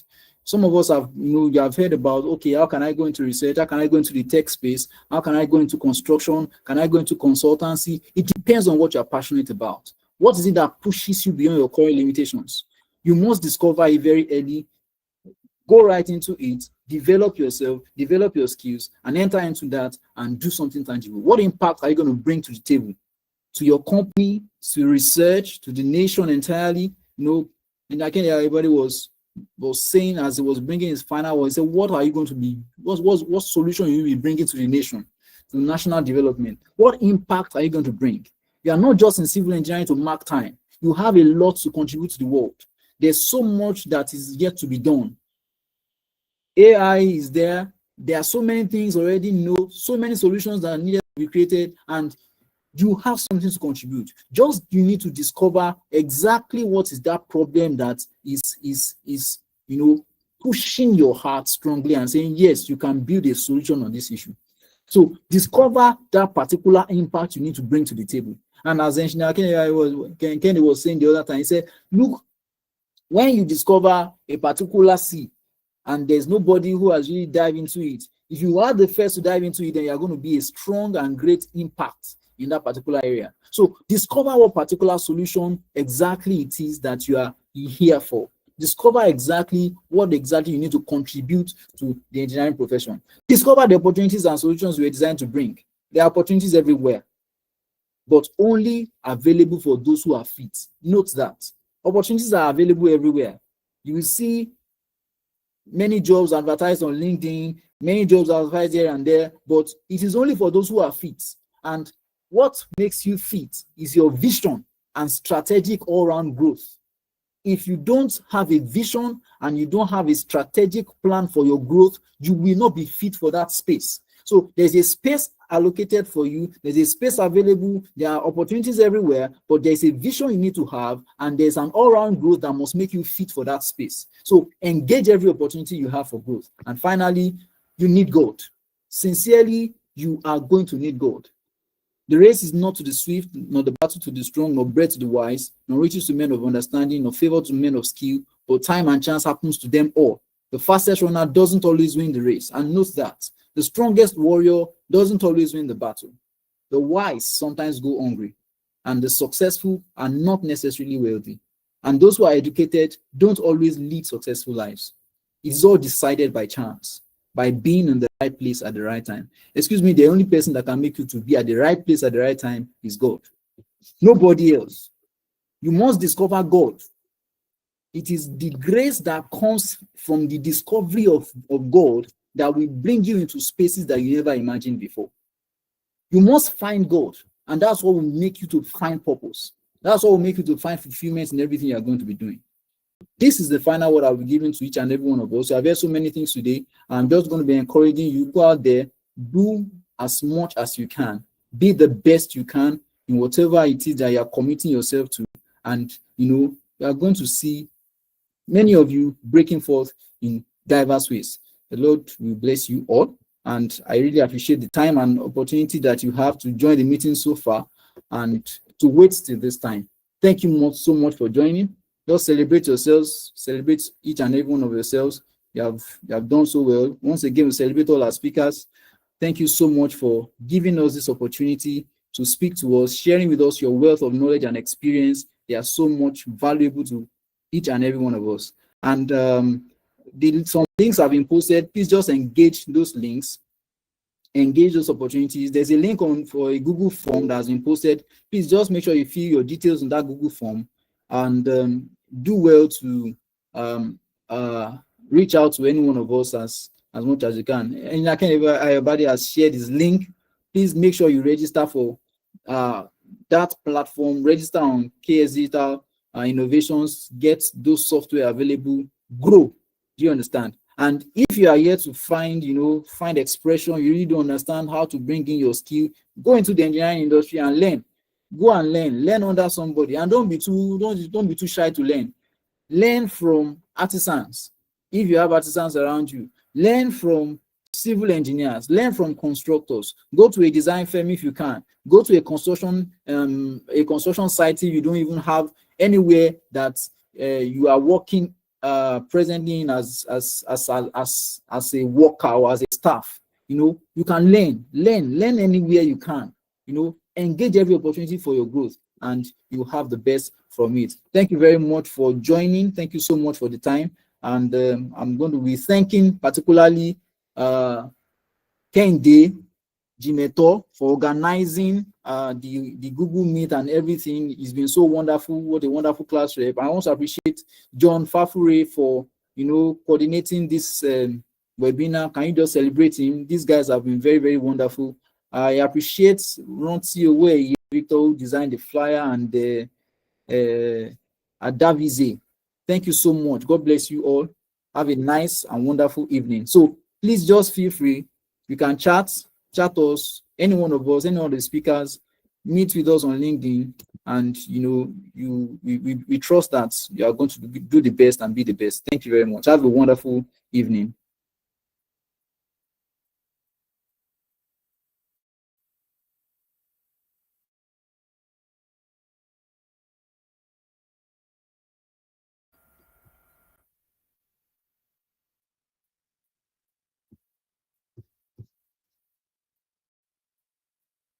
So, having said that, I'll be ending the meeting right away.